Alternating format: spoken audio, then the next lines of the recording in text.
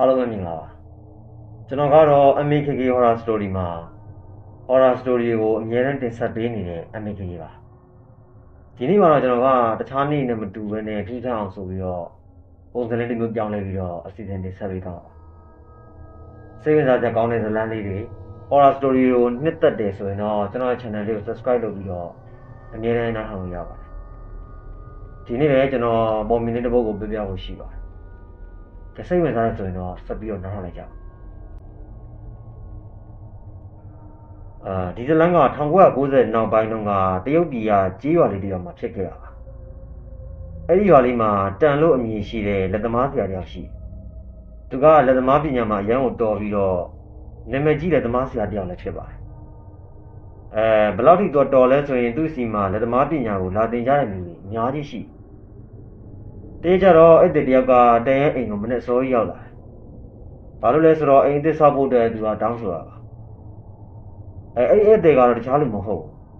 တန်တို့ရွာမှာဩဇာအာဏာရှိတဲ့ဝန်လို့ခေါ်တဲ့သူတယောက်ဝန်ကအဲ့ဒီသူတို့ရွာရဲ့အနောက်ဘက်မှာရှိတဲ့ဟင်းသီးဟင်းရွက်ဈေးတန်းတစ်ခုအတွက်ကန်ထရိုက်ဖြစ်နေအချိန်တော်ကြောင်လုပ်ခဲ့လို့တော့ငွေတွေအများကြီးရထားအဲ့တော့သူနဲ့တန်နဲ့ဝန်နဲ့ဒီအိမ်ဆောက်ဖို့အတွက်ကုန်ကျစရိတ်တွေကိုဆွေးနွေးတာပေါ့နော်အဲ့ဒီအချိန်မှာဝန်ကတကယ်ကိုကစီးနေတယ်သူက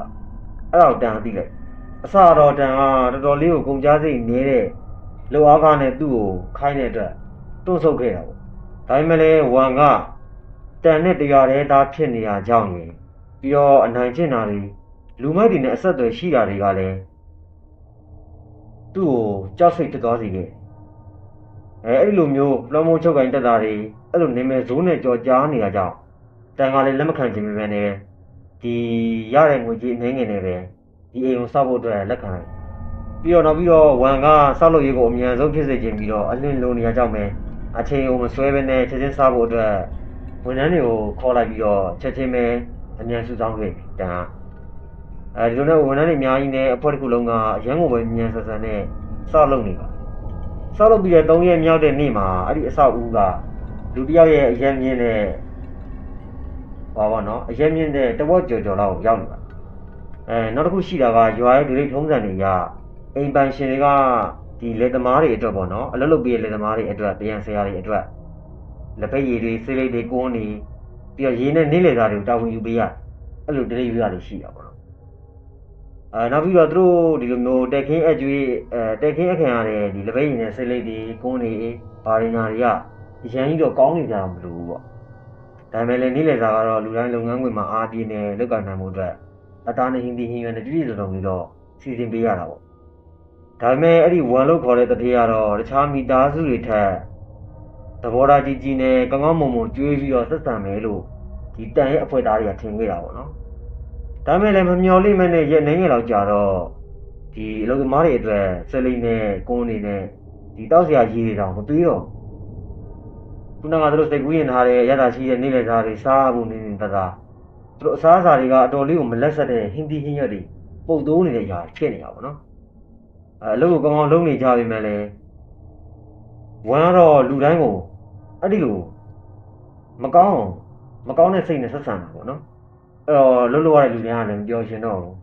ဝမ်းနေလာတယ်အဆင်ပြေဖြစ်လာတယ်ဒုက္ခတွေရောက်လာတာပေါ့နော်စားရတာလည်းမပြေမဆုံးအဲ့ထက်မှာအသက်ကြီးရဲ့လူသမားတွေကလည်းတော်တော်လေးနေမကောင်းနေပါလေဖြစ်လာကြ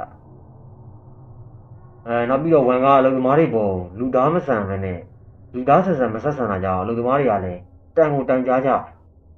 ပေမဲ့တန်ကတော့ဘာမှမလုပ်ပေးနိုင်ဘူးသူကအလုပ်ကိုပဲဆက်လုပ်ဖို့လူတိုင်းကိုနှစ်သိမ့်ပြီးတော့သူကိုယ်တိုင်လည်းစိတ်မကောင်းမှဖြစ်နေရတယ်ဒီလိုနဲ့အလုပ်သမားတွေကရက်ပေါင်းများစွာအလုပ်တွေကိုပြင်းထန်လုပ်ကြပြီးတော့အစားအသောက်တွေကလည်းကောင်းမှမစားတာကြောင့်သူတို့အခက်အခဲတွေရမ်းဖြစ်လာဒီလိုနဲ့အလုပ်သမားတွေရဲ့လုပ်ရည်ကိုင်တွေကလည်းတိတိတတာကိုကြာဆင်းပြီးနှိမ့်ကွေးလာအဲ့ဒီအချိန်မှာတန်ကလုံးဝစိတ်ညစ်ပြီးတော့မျက်နှာလည်းမကောင်းတော့သူကိုယ်တိုင်ကလည်းလူသမားတွေရဲ့မကျင်တဲ့တစ်ချက်တွေဒီလိုအဆင်ပြေတာတွေကိုမသိကြအောင်စောင့်ပြီးတော့နေနေရတာဟုတ်ဒါပေမဲ့တရက်တော့တန်ကကောင်းပြီမနေ့ကကြာရင်ငါဝန်တော့တွေ့မယ်အဲ့လိုပြောတယ်နောက်တစ်နေ့ကျတော့လူသမားတိုင်းကစောက်လုပ်နေတဲ့အိမ်မှာစုပြီးတော့မိုးကာတွေတက်ဆင်ဖို့ပြင်ဆင်နေပါဟိုတုန်းကရွာရဲ့ဒီထုံးစံအရာဒီလိုနေမျိုးဆိုရင်အိမ်ပိုင်ရှင်ကအလူသမားတွေအတွက်ပကံ၈လုံးနဲ့ဟင်း၈မျိုးကိုတဲခင်းပြီးတော့ကျူးမွေးရတယ် နောက်ပြီးတော့လက်သမားဆရာတွေအတွက်စာရေးအနေနဲ့လက်ဆောင်ပေးရမယ်ဆိုတဲ့ရိုးရာရှိတယ်လို့တန်ကဝန်ကိုပြောလိုက်တော့ဝန်ရဲ့မျက်နှာမမျော်လင့်မနဲ့ချက်ချင်းပဲအယောင်ပြောင်းသွားတယ်။ဘာလှုပ်အားကပေးပြီးတော့မင်းတို့တက်ခေးကျူးမွေးရမယ်ပေါ့ဟုတ်လား။မင်းတို့ကိုမင်းတို့ဘာထင်နေကြတန်ကဝန်ရဲ့စကားကိုကြားတော့အတော်လေးဒေါသထွက်သွားတယ်။တန်ကရှိရတဲ့ကလေးကဘာမှမပြောဘဲနဲ့ညှို့သိမ့်ထားတာကြောင့်ဒေါသကထွက်သွားပြီးတော့ချက်ချင်းပဲပြင်ပြောလိုက်ဒါကစီကံပဲလေလူတိုင်းကဒီလိုလိုလုပ်ကြရတာမင်းဘာလို့ဒီလိုပြောရလဲအဲ့လိုစကားများနေအောင်မြင်တော့အလုပ်သမားတွေကတန်ရဲ့ဘက်ကနေရက်တည်ပေးခဲ့ကြတယ်အလုပ်သမားတွေကလည်းသူတို့ခံစားနေရတာနဲ့ပတ်သက်ပြီးတော့ဒေါသတကြီးနဲ့စကားတွေပြောကြတာဒါမဲ့ဝန်ကရွာထဲမှာကြီးစိုးသူပြီးသူကဖုန်းကိုထုတ်လိုက်ပြီးတော့တရားရောက်စီကိုဖုန်းဆက်နေတာတွေ့ရတယ်ဖုန်းဆက်ပြီးတော့ခဏလောက်ကြာတော့လူရင်းကားတွေရောက်လာသူတို့ကအဲ့လူရင်းကားတွေကဝန်ရဲ့အနောက်ဘက်ရွာမှာရှိတဲ့ဟင်းသီးဟေးရဈေးရန်ကိုကန်ထရိုက်လုပ်ကလေးကဝန်ရဲ့နောက်လိုက်တွေအဖြစ်လောက်ကင်ကြရတဲ့သူတွေပါဝန်ကအခုလိုညင်းပွားနေအောင်ပြင်ဆင်ဖို့သူ့ရဲ့နောက်လိုက်တွေကိုခေါ်လိုက်တာပြီးတော့အဲ့လူမိုက်တွေကဒီရွာကမဟုတ်တယ်လို့သူတို့ကလည်းဘယ်သူမှမကြောက်သူတို့ကတန်စီကိုချက်ချင်းပြေးလာပြီးတော့အလုံးမလုံးပဲဆန္ဒပြဖို့စီစဉ်နေရတာအဲ့လိုမျိုးအော်ဟိတ်ပြီးတော့မြင်းမြင်းကြတန်ကဘာမှမပြောခင်မှာပဲလူမိုက်တွေကတန်ရဲ့ခေါင်းကိုတန်ထုံးနဲ့ရိုက်ပလိုက်ဗျာတန်ရဲ့ခေါင်းကလည်းသူ့ရဲ့အများကြီးထွက်လာပြီးတော့တန်ရအပြင်းထန်ရပါအဲ့ဒီချိန်မှာပဲဝန်ကသူ့ရဲ့မောက်မာမှုနဲ့အာနာကိုအရင်ကတည်းကအစာပေါင်းများစွာပြတာအလုပ်သမားတွေကတော့တန်ကိုရွာမှာရှိတဲ့စေကန်းတစ်ခုစီကိုညံနဲ့ခေါ်ဆောင်သွားကြတယ်တန်ကောင်းတော့ဒဏ်ရာကအရန်ကြီးတော့မများဘူးဆရာဝန်ကနည်းနည်းလောက်ချုပ်လိုက်ပြီးတော့ပတိစီးပေးလိုက်ပါနှစ်ချက်သုံးချက်လောက်ချုပ်ရမှာပေါ့ဒါပေမဲ့တန်ကလည်းသူ့ရဲ့အချက်တရားနဲ့ဂုံစိတ်ခါအတွက်ဒီဝန်ဘာမှမလုပ်ဘဲနဲ့ဆိုရင်သူလည်းတီးမခံနိုင်အရင်ကဆိုတရားလုံးကသူ့ကိုလေးစားတဲ့သူအခုလို့သူစော်ကားခံရတာခံတော့မကြည်မနှက်ပဲနဲ့ဒေါသတွေဖြစ်တာပေါ့နေ့လည်မိုးနေချိန်တော့ရောက်တော့လူတိုင်းကဒေါသတွေထွက်တတင်းတွေချပြီးတော့အလုပ်ကိုပဲဆက်လုပ်ခဲ့ကြတယ်ဘာလို့လဲဆိုတော့ဝန်ကတီးမခံနိုင်ပဲနဲ့ကိုယ်သဘောနဲ့ကိုယ်အလုပ်ထွက်မယ်ဆိုရင်ကျန်တဲ့လောကကိုပြီးမှာမဟုတ်ဘူးအဲ့ဒါကိုတီးတော့သူတို့ကလည်းဒီတိုင်းပဲဆက်ပြီးတော့ငင်ခံပြီးတော့လှုပ်ဆက်လုပ်ကြရတာအလုပ်ပြီးကနေကြတော့တန်ကတယောက်လာ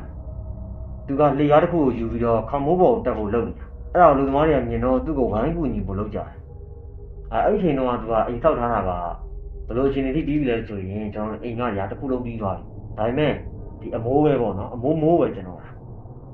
အဲ့ဒီချိန်မှာတန်ကသူ့ဘာသာသူအစီအစဉ်တစ်ခုရှိတာကြောင့်လူတိုင်းရဲ့အကူအညီကိုသူကညှင်းလိုက်တန်ကဘသူ့အကူအညီမှမယူဘဲနဲ့သူတစ်ချောင်းနဲ့တက်သားတန်းတွေကိုယူပြီးတော့သူတယောက်တည်းအဲ့ဒီအမိုးတွေကိုပြီးစီအောင်ဆောက်လိုက်နောက်2ရက်လောက်နေတော့မိုးကြွတရားအားလုံးကိုခေါင်မိုးပေါ်မှာတက်ဆင်လို့ပြီးသွားပါတယ်နောက်ဆုံးတော့ဝန်ရဲ့ကြီးတဲ့ခန္ဓာရဲ့ဒီအိမ်တစ်လုံးလုံးကဆောက်လုပ်ပြီးသွားတယ်အိမ်ဆောက်ပြီးတော့မကြဘူးအဲ့ဝန်ရဲ့အိမ်ကြီးကရွာထဲမှာလူတွေရဲ့ပြောစရာဖြစ်လာတယ်ရွာသားတွေကဝန်ရဲ့အိမ်ကြီးကဝန်ကိုကောင်းကျိုးမပေးဘူးလို့ပြောစမှတ်တွင်လာဝန်တို့မိသားစုကအိမ်ကြီးကိုစပြောင်းလာပြီးမကြဘူးဝန်ရဲ့အမိကရုတ်တရက်အပြင်းထန်ယောဂရပြီးတော့တိတ်ဆုံးသွားတယ်ဝန်နဲ့သူ့အမေကနာမည်ဆိုးနဲ့ကြော်ကြားသူတွေဖြစ်တာကြောင့်ဘယ်သူမှသူ့အမေကိုသူ့အမေတိတ်ဆုံးတာကိုဂရုမစိုက်ကြပါဝန်ကအဲ့ဒီအိမ်ကြီးကိုပြောင်းလာပြီးကြတဲ့ကဒီအိမ်ထဲမှာပေါ့နော်မီးရေလောင်တာကတပ္ပစာနဲ့အဲ့လိုမျိုးမီးရေလောင်တာခြင်းတွေဖြစ်တာအမျိုးစုံအင်းနဲ့ဖြစ်တယ်အဲ့မိခင်တိတ်ဆုံးပြီးတော့မကြဘူးသူ့ဇနီးရလည်းသူ့ကိုကွာရှင်းပြီးတော့အိမ်မောင်းဆင်းသွားသူ့ရဲ့သမီးလေးကလည်းသူ့ရဲ့ချစ်သူဖြစ်တဲ့မြို့တော်ဝန်နဲ့တက်တက်ပြီးတော့ဆက်ဆံရေးခိုင်းမအောင်ကြိုးစားဖို့လုပ်နေတာပေါ့နော်အဲ့ဒီချိန်ဒါပေမဲ့အဲ့ဒီကောင်လေးရဲ့မိသားစုဘက်ကရုပ်တရက်ကြီးစိတ်ကြောင်းနေသွားလွန်ခဲ့တဲ့ရက်တွေတုန်းကလည်းဝန်ရဲ့ဈေးကိုတစုံတယောက်ကတိုင်လို့ဆိုပြီးတော့ငါကအဖမ်းခံခဲ့ရသည်ဝန်ရဲ့ဈေးမှာလည်းရဲတွေကမကြာခဏစစ်ဆေးပြီးတော့ဖမ်းဆီးကြတာနဲ့ဈေးတွေကဝန်ရဲ့ဈေးမှာဈေးဆက်မရောင်းနေကြတော့ဒီလိုနဲ့သူ့ရဲ့နောက်လိုက်လူမိုင်းတွေကလည်းတယောက်ပြီးတယောက်သူ့ရဲ့နားကနေဖက်ခွာသွားကြတယ်ဒီလိုတည်းကြတော့ဝန်ကမြို့ထဲမှာရှိတဲ့စားတော့ဆိုင်မှာပေါ့နော်အကျွေးလာတောင်းတာထွက်လာဒါပေမဲ့ဝန်ကစိတ်မချမ်းသာစရာတွေနဲ့စလိုက်ကြုံနေရပြီးတော့အတွေးကလွန်နေတာကြောင့်စိတ်နဲ့ကိုယ်နဲ့မကပ်ပဲနဲ့တတိလက်လွတ်ဖြစ်ပြီးတော့ကားလမ်းကိုတော့ဖြတ်ကူးလိုက်အဲ့ဒီအချိန်မှာပဲရုတ်တရက်အနောက်ကနေအရှင်ပြင်းပြင်းနဲ့မောင်းလာတဲ့ကားလေးကသူ့ကိုဝင်ကျုံလိုက်အဲ့ဒီမှာပဲတော့ပွဲချင်းမိသေးတာဝန်ကဒီလိုကြော်ကြားတဲ့သူတယောက်ကဒီလိုမျိုးကြေကွဲစရာကောင်းတဲ့အဖြစ်ဆုံးနဲ့ဆုံးသက်မယ်လို့သူမှမထင်ခဲ့ကြပါဘူး ဒီလိုနဲ့ဝန်ကတိတ်ဆုံးသွားပြီးတဲ့နောက်တော့သူ့မိသားစုကရုပ်ရည်ကြီးဆင်းရဲသွားတယ်စီးပွားရေးတွေကလည်းကျတာပေါ့နော်အချိန်မှဝန်ရဲ့မျိုးသမီးကအိမ်ကိုပြန်လာပြီးတော့သူနဲ့ကွာရှင်းလာတာကဒီပေါ့နော်ရုံးနေပါဒီမှာရုံးကနားတွေမှာတရားဝင်ကွာရှင်းလာတာမဟုတ်ဘူးဆိုတော့သူတို့မိသားစုမှာရှိတဲ့ဒီလက်ရှိပိုင်ဆိုင်မှုတွေကသူမပိုင်ဆိုင်တာဖြစ်တယ်လို့ဆိုပြီးတော့ပြောလာဝန်ရဲ့မျိုးသမီးကဒီအသစ်ဆောက်လုပ်ထားတဲ့အင်ကြီးကိုမျိုးကစီးပွားရေးသမားတို့အစီကိုရောင်းချခဲ့ပြီးတော့သူမကပတ်စံတွေကိုယူပြီးတော့ရွာကိုဘယ်တော့မှလည်းပြန်မလာတော့အဲ့ဒီမျိုးကပန်ရှင်အစ်စ်ကလည်းဒီအိမ်ကိုဝယ်ပြီးတော့ဒီပေါ့နော်သူတို့အိမ်ကဒီတစ်ထပ်တိုင်ပေါ့အဲ့ဒါကိုသူတို့အပေါ်တယ်လေးကိုထပ်ပြီးတော့ဆောက်လုပ်ချင်တာကြောင့်ဒီအမိုးတွေကိုခြူလိုက်တာပေါ့နော်အမိုးတွေကိုထည့်လိုက်တာထဲဖို့တဲ့သူအလုပ်သမားတွေမှားလိုက်ဒါပေမဲ့အဲ့ဒီအချိန်မှာအလုပ်သမားတယောက်ကဒီအမိုးကျူကြားတွေကိုထည့်လိုက်တဲ့အချိန်မှာအံ့ဩစရာကောင်းတဲ့အရာကိုတော့တွေ့လိုက်ရတယ်ဒီဆောက်လုပ်ရေးသမားတွေကဒီဆောက်လုပ်ရေးလုပ်ငန်းခွင်မှာနှစ်တော်ကြာလုပ်ခဲ့ပေမဲ့ဒီလိုအဖြစ်မျိုးနဲ့တစ်ခါမှမတွေ့ဘူးပေါ့အိမ်ရဲ့ပင်မဒီအမိုးမှာပေါ့နော်ပင်မဒီအလယ်မှာရှိတဲ့တိုင်တိုင်းမှာဘာတွေရှိရလဲဆိုတော့တန်မှု9ချောင်းကိုဘေးချင်းကပ်လျက်ရိုက်ထားတာဒါဟုတ်ပြီးတော့လူတိုင်းကခဏလောက်ဘာမှမလုပ်ရဲဘဲနဲ့ငြိမ်သွားကြဒီနောက်ပြီးတော့သူတို့ကတခုမှားနေပြီဆိုတော့ခံစားလိုက်ရတယ်အချင်းတော်ကြောင်စောင့်ကြည့်ပြီးတဲ့နောက်တော့ဒီအလုပ်သမားတွေကအသက်ကြီးအလုပ်သမားတအူးကတဲလွန်စားတစ်ခုတိသွားတယ်ဒါကလက်သမားဆုံးတင်တာအတက်တစ်ခုဖြစ်ပြီးတော့ဒီအိမ်မှာနေတဲ့မိသားစုဝင်တွေကိုထိခိုက်အောင်ပြုလုပ်တဲ့အစီအစဉ်တစ်ခုပေါ့နော်အဲ့ဒီတန်မိုးတွေကခေါင်းတလားကနေရတာဒီလူတွေထည့်တယ်ပေါ့နော်အခေါင်းကနေရတဲ့တန်မိုးနဲ့လှုပ်ထားတာလို့ပြောတယ်ဒီအစီအစဉ်ကဒီအိမ်မှာနေတဲ့လူတိုင်းကိုတကယ်ပဲသိဆုံးစေပါတယ်နောက်ပြီးတော့ဒီအင်ကြီးကိုကြိုးချပြီးတော့နှစ်ထိုက်တိုက်အနေနဲ့ပြန်လည်တိဆောက်လိုက်တော့ဘာမှတော့ဖြစ်တော့ပါဒီဖြစ်တဲ့ကလည်းလူတွေကိုကြောက်လန့်သွားစေတဲ့အရာကဘာလဲဆိုတော့နောက်ပိုင်းကျရင်တန်ကိုအလုပ်လုပ်ဖို့အတွက်အိမ်ဆောက်ခိုင်းဖို့အတွက်ဘယ်သူမှမတောင်းဆိုရဲကြတော့ပါဘ